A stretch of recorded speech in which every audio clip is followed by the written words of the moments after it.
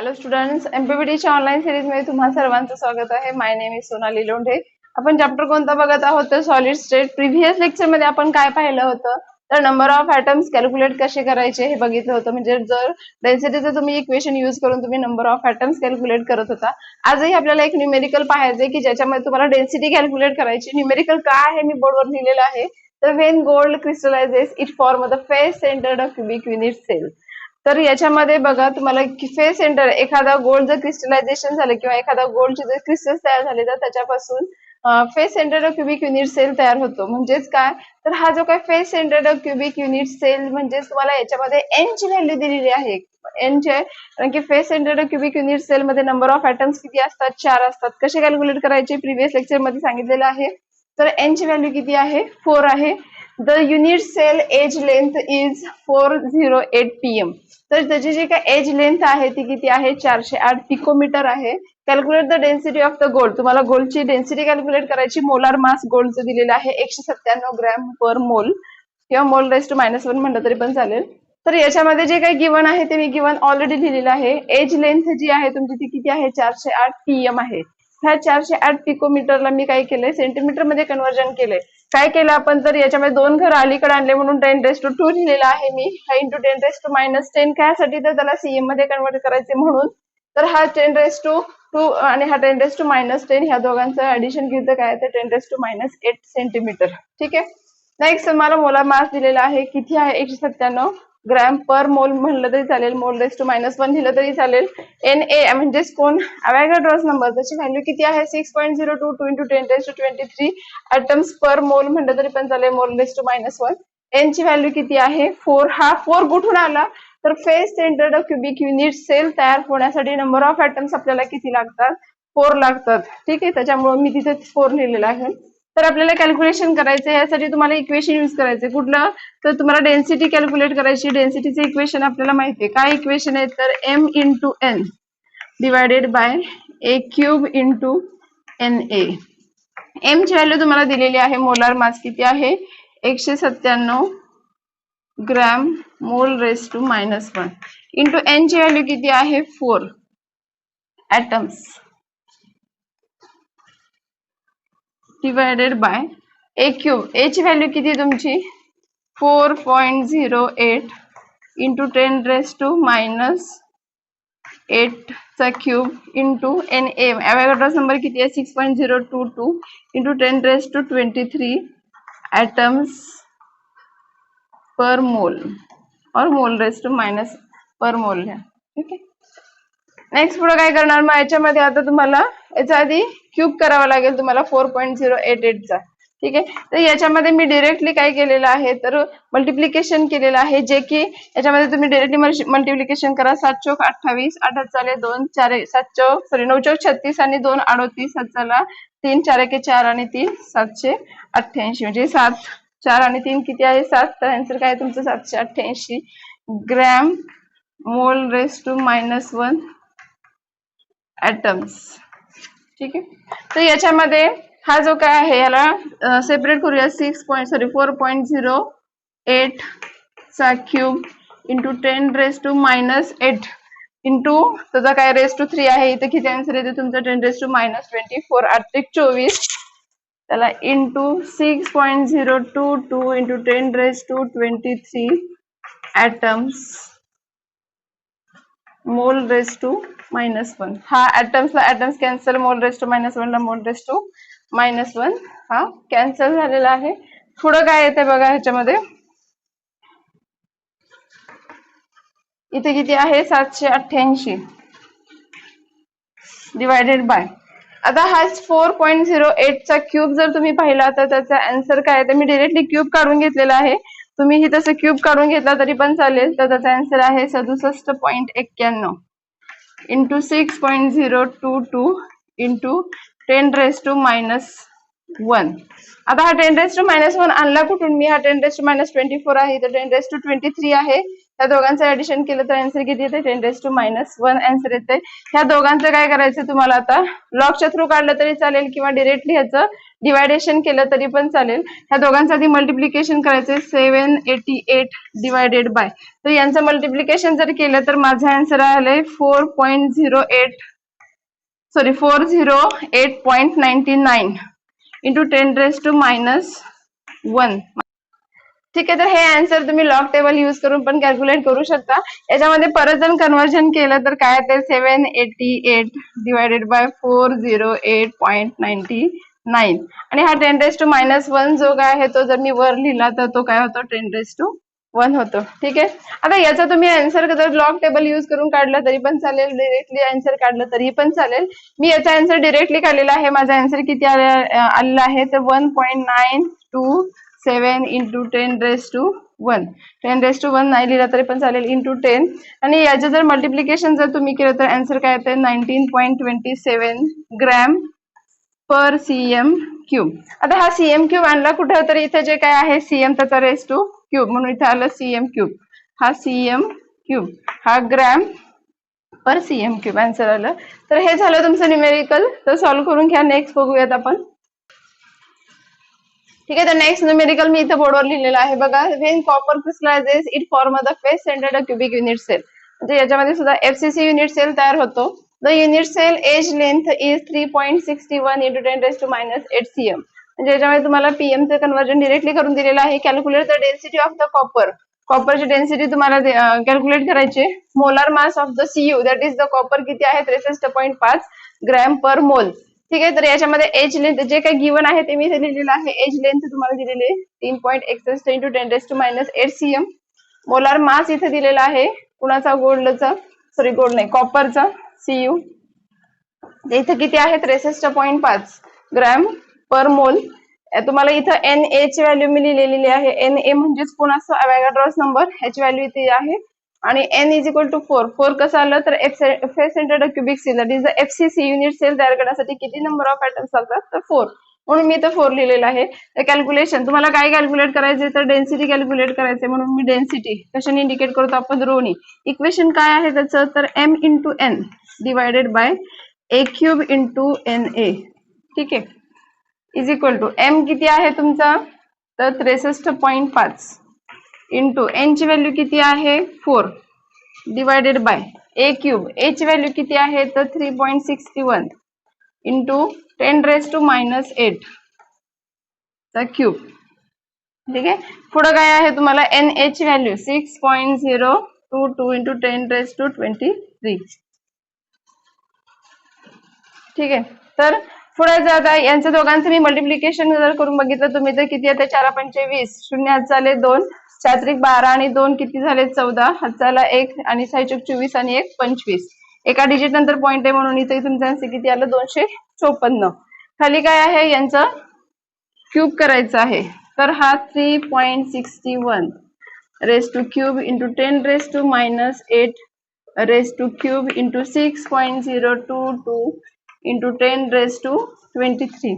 ठीक आहे, हा किती झाला 8×3 = 24. इथं पुढच्या स्टेपला लिहूया इज इक्वल टू 254 भागिले. आता याचा 3.61 चा जर क्यूब केला तर मी आन्सर डिरेक्टली काढलेला आहे, तर तुम्ही पण काढायचं याचा आन्सर. तर माझा आन्सर किती आलेला आहे 47.04 इतकं माझं आन्सर आलेला आहे. त्याला इंटू 10⁻⁻ हा किती झाला 24.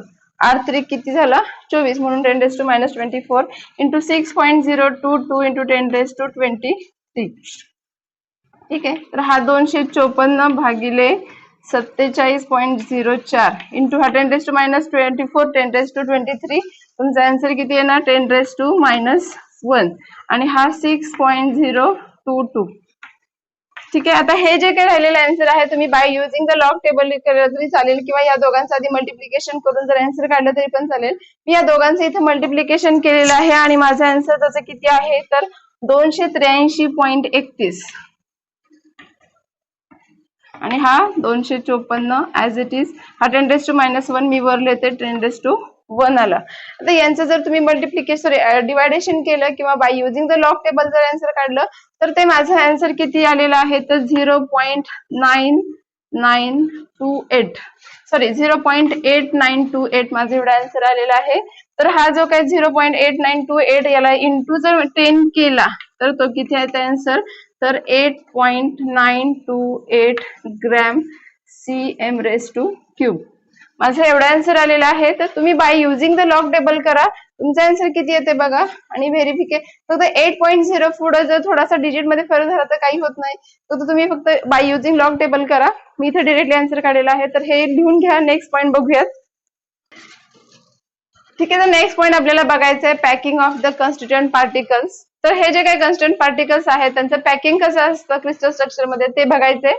तर बघा त्याच्या अगोदर आपल्याला काय बघायचंय तर कोऑर्डिनेशन नंबरचे डेफिनेशन. तर जे ऑलरेडी मी लिहिलेली आहे बोर्डवर बघा मी काय लिहिली आहे, तर number of the nearest neighbours ब्रॅकेटमध्ये मी टचिंग ऍटम्स लिहिलेले आहेत to any other constituent particle और ऍटम इन अ क्रिस्टल म्हटलं तरी पण चालेल, is called as the coordination number. आता बघा कोऑर्डिनेशन जर मला समजून घ्यायचं असेल, फॉर एक्झाम्पल हा एक ऍटम आहे, हा दुसरा ऍटम असेल आणि हा तिसरा ऍटम असेल आणि हा चौथा ऍटम असेल. ठीक आहे, हे ऍटमचे स्पियर्स आहेत जे की मी काय केलेले आहेत, एकमेकाला सगळे ऍटम्स क्लोजली पॅक्ड आहेत म्हणून क्रिस्टलमध्ये सगळे क्लोजली पॅक्ड असतात. एक कन्सिडर करा हा सॉलिड मधला कॉन्स्टंट पार्टिकल्स आहेत जे की काय आहेत एकमेकांना क्लोजली पॅक्ड आहेत. तर याच्यामध्ये जे काही सगळे ऍटम्स ऑफ द स्पियर्स आहेत ते एकमेकाला कसे आहेत, बॉन्डेड आहेत किंवा एकमेकांच्या अगदी क्लोज आहेत. तर याच्यामध्ये मी डेफिनेशन काय सांगितले, the number of the nearest neighbours किंवा ब्रॅकेटमध्ये touching atoms to any other constituent atom in a crystal. आता समजा हा कन्सिडर करा हा क्रिस्टल स्ट्रक्चर आहे, या क्रिस्टल स्ट्रक्चर मध्ये हे ऍटमची सिरीज आहे. जर मी समजा हा ऍटम जर कन्सिडर केला तर हा ऍटम किती दुसऱ्या ऍटमला काय आहे तर क्लोजली पॅक्ड आहे किंवा टचिंग आहे, दुसऱ्या किती ऍटमला तो काय करतो टच करतो. जर मी हा ऍटम कन्सिडर केला तर तो इकडून या ऍटमच्या क्लोजेस्ट नियरेस्ट नेबर आहे आणि हा ह्या इकडून या ऍटमचा कोण आहे नियरेस्ट नेबर आहे. जेवढे मिडल ऍटमचा जेवढे एखादा ऍटम असेल त्याचे जेवढे नियरेस्ट नेबर्स असतात त्याला आपण काय म्हणतो कोऑर्डिनेशन नंबर. आता याचा नियरेस्ट नेबर्स किती आहे त्याच्याकडे, तर हा जो काय ऍटम आहे तो इकडून या ऍटमला टच आहे, हा इकडून या ऍटमला टच आहे. म्हणजे याचे नियरेस्ट नेबर्स किती आहेत, 2 आहेत. नियरेस्ट नेबर्स म्हणजे मी त्याला एन एन म्हणते. एन एन किती आहेत याचे 2 आहेत. कारण की याचे अरेंजमेंट कशी आहे तर एका डिरेक्शन किंवा एका रो मध्ये आहे की ज्याच्यामध्ये एक ऍटम जर मी कन्सिडर केला तर हा दुसऱ्या या ऍटमला क्लोजली पॅक्ड आहे किंवा हा इकडून दुसऱ्या ऍटमला क्लोजली पॅक्ड आहे. जर समजा मी अरेंजमेंट अशी केली, हा 1 2 3 4 हा 5, हा 1 2 3 4 5, हा 1 2 3 4 5. ठीक आहे, इथपर्यंत बस होतं. तर याच्यामध्ये हा एन एन म्हणजे कोण नियरेस्ट नेबर. नियरेस्ट नेबर किती याचा 2 किंवा ह्याला दुसरं नाव काय आहे तर कोऑर्डिनेशन नंबर.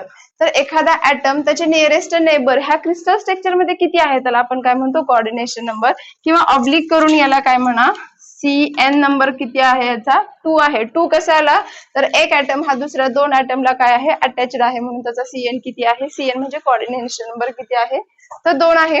तर याच्यामध्ये बघा हे एक मी क्रिस्टल स्ट्रक्चर काढलेलं आहे की ज्याच्यामध्ये हॉरिझॉन्टली आणि व्हर्टिकली मी काय केलेले आहेत ऍटमचे स्पियर्स ठेवलेले आहेत. आता जर समजा मी हा ऍटम कन्सिडर केला, बघा मी कुठला ऍटम कन्सिडर केला, मी हा ऍटम जर कन्सिडर केला तर हा ऍटम किती ऍटमला अटॅच्ड आहे किंवा तो किती नियरेस्ट नेबर्स आहे त्याच्याकडं, तर इकडून हा ऍटम आहे, इकडे बघितलं तर हा ऍटम आहे, इथून बघितलं तर हा ऍटम आहे आणि इकडे बघितलं तर हा ऍटम आहे. म्हणजे हा याचा जो काय मिडल जो काय ऍटम आहे याचे नियरेस्ट नेबर्स किती आहेत 1 2 3 आणि 4. म्हणून याचा एन एन किती आहे, एन एन म्हणजे कोण नियरेस्ट नेबर किती आहेत 4 किंवा ऑब्लिक करून याचा सी एन किती आहे तर 4. तर हे झालं सीएन मीन्स कोऑर्डिनेशन नंबर. तर the nearest number of the nearest neighbours किंवा the touching atoms to any other constituent atom in a crystal which is known as the coordination number. तर कसा कॅल्क्युलेट करायचा, आता हे जे काही क्रिस्टल स्ट्रक्चर आहे या क्रिस्टल स्ट्रक्चर मध्ये एका ऍटमचा कोऑर्डिनेशन नंबर किती आहे 4 आहे. तर समजा तुम्ही हा ऍटम जर कन्सिडर केला असता तर तो किती ऍटमला नियरेस्ट नेबर आहे किंवा त्याचे नियरेस्ट नेबर्स किती आहेत, इकडून 1 हा 2 हा 3 आणि हा 4. म्हणजे हा 1 2 हा 3 आणि हा 4 असे किती झाले टोटल 4 झाले. म्हणून ह्याचा सीएन किती आहे 4 आलेला आहे. ठीक आहे, तर हे झालं कोऑर्डिनेशन नंबर. आता तुम्हाला हे जे काही packing of the constant particle आहे त्याचे 3 टाइप्स आहेत. पहिला आहे 1 डायमेन्शनल, दुसरा आहे 2 डायमेन्शनल आणि तिसरा आहे 3 डायमेन्शनल. त्याच्यामध्ये आपण पहिला बघूयात 1 डायमेन्शनल.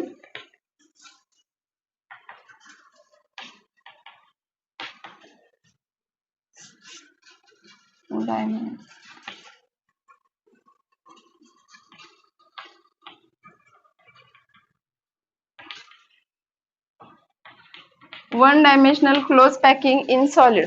हा कोऑर्डिनेशन नंबरची तुम्ही डेफिनेशन लिहायची आणि त्याच्यामध्ये फॉर एक्झाम्पल हे दोन्ही काढायचे, ज्याचे NN किंवा CN मी इथे कॅल्क्युलेट केलेला आहे. तुम्हाला एक्झामला क्वेश्चन येतो calculate the CN number, that is the coordination number of the one dimensional असेल, टू डायमेन्शनल असेल किंवा थ्री डायमेन्शनल असेल, तर त्यासाठी हे फार महत्वाचं आहे. त्याच्यासाठी कोऑर्डिनेशन नंबर येणं फार महत्वाचं आहे आणि त्याच्यानंतरच ही टर्म समजते.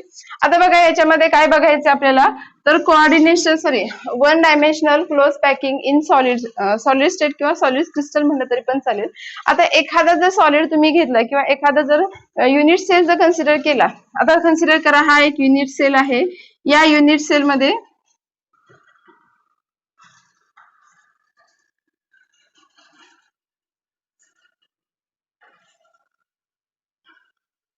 ठीक आहे, हा एक युनिट सेल कन्सिडर केला. हे सगळे त्याच्यामध्ये काय आहेत, ऍटम्स आहेत. ठीक आहे. आता हे जे काही नियरेस्ट आहे, आता याचा हा जो काही युनिट सेल आहे, या युनिट सेल मध्ये हे जे काही सगळे ऍटम्स आहेत किंवा ऍटम्स ऑफ स्पियर्स आहेत, ते कसे आहेत, एका रो मध्ये आहेत. म्हणजे ज्यावेळेस एका रो मध्ये असतात त्याला आपण काय म्हणतो, वन डायमेन्शनल म्हणतो. तर याच्यामध्ये हा जो काही वन डायमेन्शनल असेल, तर याच्यामध्ये मी एका ऍटमचा जर CN कॅल्क्युलेट करायचं म्हणलं किंवा जर ही डायग्राम तुम्ही सरळ सोप्या ह्याच्यामध्ये जर काढली एका रो मध्येच, जसं की मी तिथं काढले होते, हा वन डायमेन्शनलचा कोण आहे, तर ऍटम ऑफ स्पियर आहे. वन डायमेन्शनलचं मिनिंग काय आहे, एका रो मध्ये. आता ह्याच्या या ऍटमचा जर मला CN काढायचा असेल, कोऑर्डिनेशन नंबर काढायचा असेल, तर तो कसा काढणार, इकडून या ऍटमला तो काय आहे, टच आहे आणि इकडून या ऍटमला टच आहे, म्हणून याचा CN किती आहे, तर CN इज इक्वल टू 2. कुणाच्या केसमध्ये, वन डायमेन्शनलच्या केसमध्ये त्याचा CN किती असतो, नेहमी 2 असतो. तर याच्यामध्ये सांगताना काय सांगायचं, in this arrangement the constituent particles किंवा the atoms are touch to any other two atoms. याच्यामध्ये एक जो काय ऍटम आहे तो काय करतो, दोन अदर टू ऍटम्सला काय होतो, टच होतो, त्याला आपण काय म्हणतो, वन डायमेन्शनल क्लोज पॅकिंग. की ज्याच्यामध्ये CN किती असतो, CN किती असतो, 2 असतो. आता समजा मला हा ऍटम असेल, या ऍटमचा जर CN कॅल्क्युलेट करायचा असेल, CN कॅल्क्युलेट करायचा असेल, तर हा किती ऍटमला टच होतो, इकडून एक आणि इकडून हा दुसरा. तर याचा सुद्धा CN किती आहे, तर 2 आहे किंवा NN म्हणलं तरी पण चालेल. तर हे झालं one dimensional close packing in solid. आता नेक्स्ट बघूयात आपण टू डायमेन्शनल, हे लिहून घ्या. ठीक आहे, नेक्स्ट पॉईंट बघा, आपल्याला काय बघायचंय, close packing in the two dimensions. आता टू डायमेन्शनल म्हणजे काय, जेव्हा आपण 2 ऍक्सिस वरच काम करतो त्याला आपण काय म्हणतो, टू डायमेन्शनल. जेव्हा 3 ऍक्सिस असतात त्याला आपण म्हणतो थ्री डायमेन्शनल. जेव्हा एकच ऍक्सिस असते त्याला आपण म्हणतो वन डायमेन्शन. ठीक आहे, मगाशी जसं आपण वन डायमेन्शन बघितलं, आता आपल्याला काय बघायचं, टू डायमेन्शन.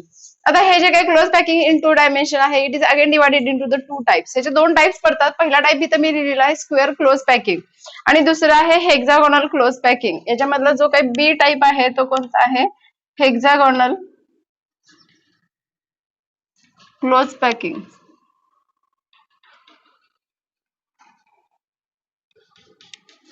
याचे जे काही पॉइंट्स आहेत ते मी इथे लिहिलेले आहेत. बघा, पहिल्या पॉइंट मध्ये मी काय लिहिलंय, one dimensional rows of the close packing spheres are stacked one over each other such that the spheres align vertically and horizontally. म्हणजे वन डायमेन्शनल जे काही रोज आहेत, मगाशी आपण घेतली होती, वन डायमेन्शनल म्हणजे काय, एकाच ऍक्सिस मध्ये असलेले, एकाच ऍक्सिस मध्ये असलेले असे स्पियर्स घ्यायचे की ज्याच्यामध्ये त्यांची अरेंजमेंट कशी करायची आहे, तर ते अलाइन व्हर्टिकली अँड हॉरिझॉन्टली. जर समजा कन्सिडर करा, मी ही एक स्पियर घेतली वन डायमेन्शनल. वन डायमेन्शनल म्हणजे काय, तर एकाच रोज मध्ये असलेली. ठीक आहे, तर हा वन डायमेन्शनल स्पियरचा मी रोज घेतला. ह्याच्यामध्ये किती ऍटम्स घेतले, मी 5 ऍटम्स घेतले. ठीक आहे, समजा कन्सिडर करा हे यांची ऍक्सिस असेल, हा एक्स ऍक्सिस असेल. टू डायमेन्शनल म्हणजे जिथं 2 ऍक्सिस असतात त्याला आपण टू डायमेन्शनल म्हणतो. हा एक्स ऍक्सिसला हा मी एक स्पियर काय केलेला आहे, अरेंजमेंट ऑफ द स्पियर घेतलेली आहे की ज्याच्यामध्ये ह्यांची अरेंजमेंट काय करायची, वन डायमेन्शनल रोज हा काय करायचे, स्टॅकिंग वन ओव्हर अनदर. म्हणजे असे वन डायमेन्शनल रोज काय करायचे, एकमेकांवर असे रचायचे. म्हणजे मी दुसरा जो काही वन डायमेन्शनल रो घेतला, मी काय केला, ह्याच्या पूर्ण खाली ठेवला. ठीक आहे, हा झाला दुसरा स्टॅकिंग रो. तिसरा आहे हा वन डायमेन्शनलचा मी तिसरा रो घेतला, तो मी काय केला, ह्या दुसऱ्या रोच्या मी अगदी खाली ठेवला. ठीक आहे, आणि नेक्स्ट पुढे मी काय केलं, परत मी चौथा रो घेतला, वन डायमेन्शनल रो घेतला, ज्याला की मी स्टॅक ओव्हर केलं दुसऱ्या तिसऱ्याच्या खाली. तर माझी अरेंजमेंट अशी दिसली. ठीक आहे. तर जर समजा हा एक्स ऍक्सिस असेल तर हा कोणता असेल, वाय ऍक्सिस असेल. ठीक आहे. तर इथे डायमेन्शन किती आहेत, हा एक्स ऍक्सिस आणि वाय ऍक्सिस दोन डायमेन्शन्स वर काय केलेले आपण, ह्या स्पिअरची अरेंजमेंट केलेली आहे, म्हणून ह्याला टू डायमेन्शनल म्हणतो आपण. आणि टू डायमेन्शन म्हणजे काय, जेव्हा दोन डायमेन्शन्स किंवा दोन ऍक्सिस वर ज्यांच्या स्पिअरची अरेंजमेंट केलेली असते त्याला आपण टू डायमेन्शन म्हणतो. याच्यामध्ये मी काय केलंय, वन डायमेन्शनल जे काय स्पिअर्स आहेत ते स्टॅक केलेले आहेत वन ओव्हर अनदर, म्हणजे त्याला मी रचलेले आहेत. समजा एक डब्बा असेल, एक चौकोनी बॉक्स असेल आणि त्याच्यामध्ये तुम्हाला मी लाडू जर ठेवायला सांगितले तर तुम्ही काय करणार, पहिल्यांदा एक रो कम्प्लीट करणार. जर समजा जर स्क्वेअरचा बॉक्स असेल तर त्याची पहिली रो तुम्ही काय करणार, पूर्ण करणार. जसे की समजा कन्सिडर करा 5 रो, तिथं 5 मी लाडू बसवले, दुसऱ्या रोला परत तुम्ही 5 बसवणार, तिसऱ्या रोला 5 बसवणार, पाचव्या रोला 5 बसवणार. असेच पुन्हा काय करणार, जसं जसं बॉक्स भरत येईल तस तसं इथे इथले जे काय स्पिअर्स आहेत ते काय होतील, वाढत जाईल. म्हणजे त्यांची जी काय हाईट आहे त्याच्यामध्ये जो काय तो बॉक्सची जेवढी कॅपॅसिटी आहे तेवढे तुम्ही त्याच्यामध्ये लाडू भरत असाल. म्हणजे हे काय झाले, तर हे जे काय स्टॅकिंग ऑफ टू डायमेन्शनल झालं. ठीक आहे. तर याच्यामध्ये पुढे सेकंड पॉइंट मध्ये मी काय लिहिलंय बघा, in this first row is labelled as A. आता हा जो काय रो आहे या रोला मी काय नाव दिलंय, ए नाव दिलेलं आहे. others are the same like this, so it is named as the a type two dimensional arrangement. आता हा जो काही रो आहे याच्यासारखाच हा दुसरा आहे म्हणून याला पण नाव काय दिलं, एच नाव दिलं. याच्यासारखाच हा तिसरा रो आहे म्हणून याचं पण नाव याला मी एच नाव दिलं. ह्याचं तिसरा सारखा चौथा आहे म्हणून मी याचं पण नाव काय केलं, एच लेबल केलं. म्हणजे ह्या सगळ्यांचं लेबलिंग ए आहे. किंवा याचं रिझन काय आहे, तर सगळे जे काही स्पिअरची अरेंजमेंट आहे ती कशी आहे, टू डायमेन्शनल आहे. सगळे जे काही ऍटम्स आहेत ते सेम साईजचे आहेत म्हणून सगळ्यांचे नाव कसं आहे, ए आहे. म्हणून हा जो काही टाईप आहे तो कसला आहे, तर ए आणि ए टाईप टू डायमेन्शनल स्पिअर्स म्हटलं तरी चालेल किंवा टू डायमेन्शनल पॅकिंग म्हटलं तरी पण चालेल. तर ही कसली आहे, ए टाईप क्लोज पॅकिंग म्हटलं तरी चालतंय किंवा टू डायमेन्शनल पॅकिंग आहे. इन दिस, आता तिसऱ्या पॉइंट मध्ये मी काय लिहिलंय बघा, in this arrangement every sphere touches two other 4 neighbouring spheres, hence CN is 4. आता जर मी कन्सिडर केलं तर एव्हरी ऍटम, त्यांनी काय सांगितलेलं आहे, या अरेंजमेंट मध्ये कुठलाही ऍटम तुम्ही घ्या तो काय करतो, अदर 4 ऍटमला काय करतो, टच करतो. किंवा त्याला NN किती आहे किंवा नेबरिंग त्याचे नियरेस्ट नेबर्स किती आहेत, तर 4 आहेत. आता कन्सिडर करा मी हा ऍटम घेतलाय, ह्या ऍटमला नेबरिंग त्याचे ऍटम्स किती आहेत, तर या ऍटमला तो इकडून अटॅच होतो, या ऍटमला तो काय करतो, इकडून अटॅचमेंट आहे त्याची, या ऍटमला त्याला इथून एक ऍटम आहे नियरेस्ट नेबर आहे आणि इकडून एक त्याचा नियरेस्ट नेबर आहे. ठीक आहे. म्हणजे कुठलाही जर ऍटम घेतला, समजा कन्सिडर करा मी हा ऍटम घेतला, या ऍटमचे नेबरिंग ऍटम्स किती आहेत, इकडून हा एका ऍटमला अटॅच्ड आहे, हा दुसऱ्या ऍटमला अटॅच्ड आहे, हा तिसऱ्या ऍटमला अटॅच्ड आहे आणि हा चौथ्या ऍटमला अटॅच्ड आहे. म्हणजे in this arrangement the every sphere touches to other 4 neighboring spheres, hence the CN is. त्याच्यामुळे याच्यामधला एक जर मी ऍटम कन्सिडर केला तर त्या एका ऍटमचा CN किती आहे, CN म्हणजेच काय, कोऑर्डिनेशन नंबर. कोऑर्डिनेशन म्हणजे काय, तर nearest neighbours in the crystal structure. तर एखादा ऍटम असेल त्याच्यामध्ये नियरेस्ट नेबर्स किती आहेत त्याला आपण काय म्हणतो, CN, that is the coordination number. हा जर ऍटम मी घेतला तर त्याचा कोऑर्डिनेशन नंबर किती, 1 2 3 आणि 4. तो अदर 4 ऍटमला काय आहे, अटॅच्ड आहे किंवा टचेस आहे म्हणून ह्याला आपण काय म्हणतो, त्याचा CN किती आहे, 4. जर समजा मी हा ऍटम कन्सिडर केला असता तर तो किती ऍटमला असला असता, इकडून 1, हा 2, हा 3 आणि हा 4. म्हणजे कुठलाही ऍटम तुम्ही ह्याच्यामध्ये कन्सिडर करा त्याचा CN किती असणार आहे, 4 असणार आहे. आणि लास्ट पॉइंट मध्ये काय लिहिलंय बघा, the square is obtained by joining the centre of these 4 closest neighbours, therefore it is called as square close packing in the 2 dimension. आता बघा जर मी समजा ह्यांचे सगळ्यांचे सेंटर्स, हे जे काही 4 क्लोजेस्ट नेबर्स आहेत यांचे जर मी सेंटर जर जॉईन केले, जोडले, तर त्याच्यापासून काय होतो, तर एक स्क्वेअर तयार होतो. किंवा इथं बघा मी हे सगळ्यांचे हे जे काही 4 नेबरिंग किंवा क्लोजेस्ट जे काय ऍटम्स आहेत यांचा जर मी सेंटर जोडला तर त्याच्यापासून काय तयार झाला, एक स्क्वेअर तयार झाला. म्हणून त्याला आपण काय म्हणतो, square close packing in the 2 dimension. ठीक आहे. तर हे झाला पहिला टाइप, स्क्वेअर क्लोज पॅकिंग. पहिल्यांदा आपण काय केलं, 1 डायमेन्शनलची रो घेतली, त्याची अटॅचमेंट त्याला काय केलं, स्टॅक ओव्हर केलं, म्हणजे एकावर एक ते रचले. दुसऱ्याला नंतर काय केलं, त्याला एक जी काय फर्स्ट रो आहे त्याला मी ए नाव दिलं, first row, second row, third row आणि फोर्थ रो ह्या तिन्ही रो कशा आहेत, सेम आहेत, म्हणून त्याचा टाईप कुठला आहे तर ए आणि ए टाईप आहे. नेक्स्ट पॉइंट मध्ये काय सांगितलं, in this arrangement the each sphere is touches to the other four spheres. म्हणजे जर हा स्पियर मी घेतला तर ह्याला नेबरिंग नेबर्स किंवा नियरेस्ट नेबर्स किती आहे तर हा 1, हा 2, हा 3 आणि हा 4. म्हणजे कुठलाही स्पियर मधला ऍटम घ्या, त्याला नेबरिंग किंवा नियरेस्ट नेबर्स किती आहे त्याच्यामध्ये तर 4 आहे. आणि लास्ट पॉइंट मध्ये मी काय सांगितलं, द स्क्वेअर इज ऑप्टेंड किंवा ह्याचा त्याला नेबरिंग नियरेस्ट नेबर्स हे 4 आहेत, म्हणून ह्याचा कोऑर्डिनेशन नंबर किती आहे 4 आहे.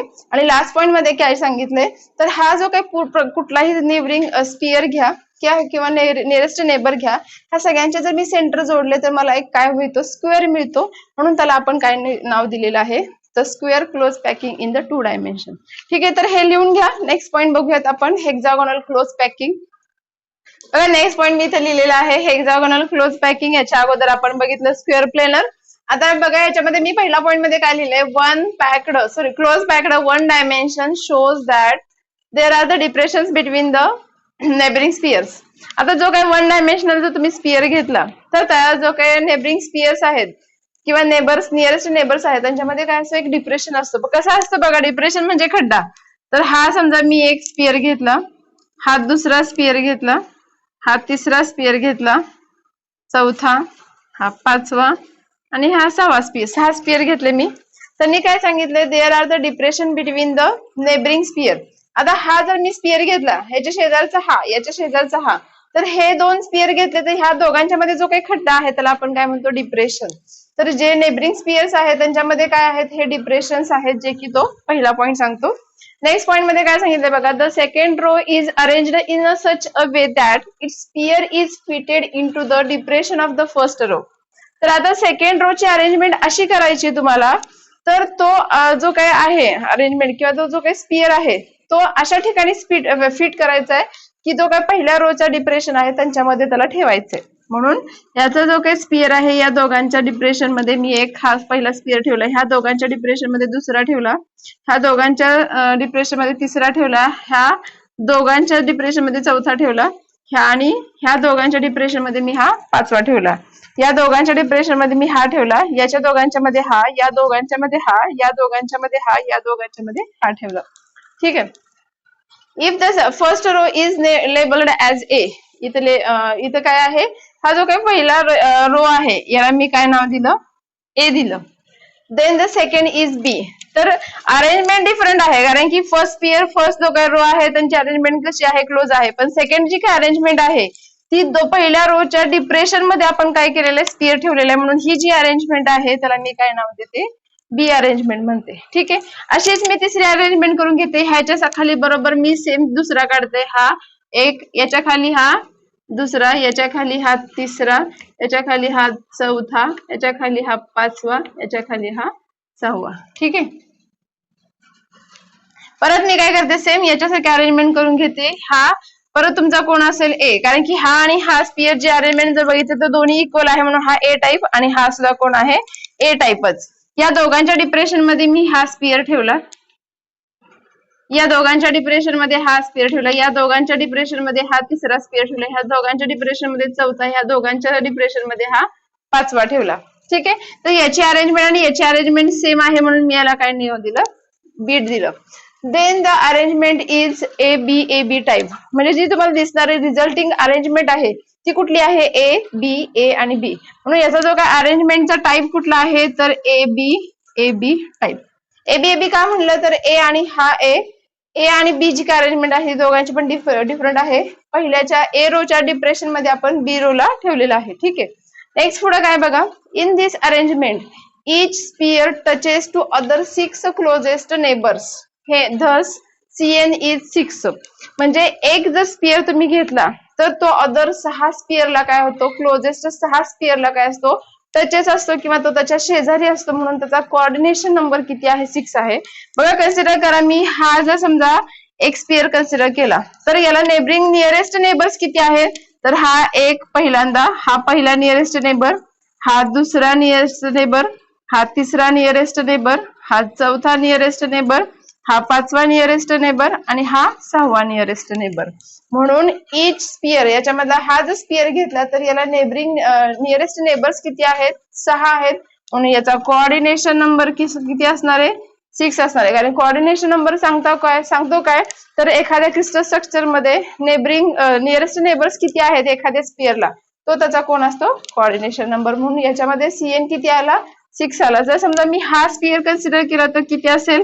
हा पहिला नियरेस्ट नेबर, हा दुसरा नियरेस्ट नेबर, हा तिसरा नियरेस्ट नेबर, हा चौथा नियरेस्ट नेबर, हा 5वा आणि हा 6वा. म्हणून त्याचा सीएन किती आहे? 6 आहे. नेक्स्ट काय बघितलंय? नेक्स्ट पॉइंट मध्ये मी काय लिहिलंय बघा. A hexagon is obtained by joining the centre of the 6 closest spheres, hence known as hexagonal close packing in the 2 dimension. आता हे जे काही स्पियर्स आहेत, 6 क्लोजेस्ट स्पियर्स किंवा नियरेस्ट स्पियर्स जर जे काय आहेत, यांच्या सगळ्यांचे मी जर सेंटर जोडले तर तुम्हाला काय मिळतो? हेक्सागॉन मिळतो. म्हणून याला काय नाव दिलेलं आहे? Hexagonal close packing. बघा, हा स्पियर आहे, ह्या दोघांचा मी सेंटर जोडला आहे, 2 स्पियर ह्यांचा सेंटर जोडला आहे. सगळ्यांचे ज्यावेळेस मी 6 स्पियरचे सेंटर जोडले तर मला काय मिळाला? हा हेक्सागॉन मिळाला. म्हणून हे जे काही पॅकिंग आहे त्याला आपण काय म्हणतो? Hexagonal close packing in the 2 dimension. 2 dimension काय म्हणतो आपण? तर 2 ऍक्सिस वर घेतलेले आहेत, एक्स आणि ही वाय ऍक्सिस, ही एक्स ऍक्सिस. आणि ह्याच्यामध्ये जो काय स्पियर आहे, या स्पियरचे जे काही सेंटर्स आहेत हे जोडल्यानंतर तुम्हाला हेक्सागॉन मिळतं. म्हणून आपण काय म्हणतो ह्याला? Hexagonal close packing. ठीक आहे. तर हा झाला तुमचा हेक्सागोनल क्लोज पॅकिंग पॉइंट. पहिल्या पॉइंट मध्ये काय करायचं? फर्स्ट 1 डायमेन्शनल रो घ्यायची, त्यांच्या जे काही डिप्रेशन्स आहेत त्याच्या डिप्रेशन मध्ये सेकंड रो ठेवायचा. नंतर काय सांगितलेलं आहे? तर ए टाईप, पहिला जो काय ए टाईप आहे, तर दुसरा टाईप आहे बी टाईप. म्हणून यांचं नाव काय आहे? तर ए बी टाईप आहे. तिसऱ्या पॉइंट मध्ये काय सांगितलं? इन दिस अरेंजमेंट, प्रत्येक या अरेंजमेंट मध्ये एक स्पियर काय करतो? त्याला नेबरिंग 6 स्पियर्स आहेत किंवा नेबरिंग नियरेस्ट नेबर्स किती आहे? तर 6 आहे. त्यामुळे ह्याचा कोऑर्डिनेशन नंबर किती आहे? 6 आहे. आणि हे जे काही सगळे 6 स्पियर्स आहेत किंवा 6 नियरेस्ट नेबर्स आहेत, यांचा जर मी सेंटर जोडला तर आपल्याला हेक्सागॉन मिळतं. म्हणून याचं नाव काय आहे? Hexagonal close packing. ठीक आहे. किंवा hexagonal close packing in the 2 dimension म्हणलं तरी पण चालेल. तर हे झाले तुमचे 1 डायमेन्शनल आणि 2 डायमेन्शनल. जो काही 3 डायमेन्शनल आहे तो आपण नेक्स्ट लेक्चरला बघणार आहे. तर हे जे काही मी तुम्हाला आज सगळं सांगितलेलं आहे तर त्याचे तुम्ही नोटबुक मध्ये लिहायचे, माझ्या व्हॉट्सअप नंबरला सेंड करायचे. आजचं लेक्चर मी इथेच थांबवते. Thank you so much.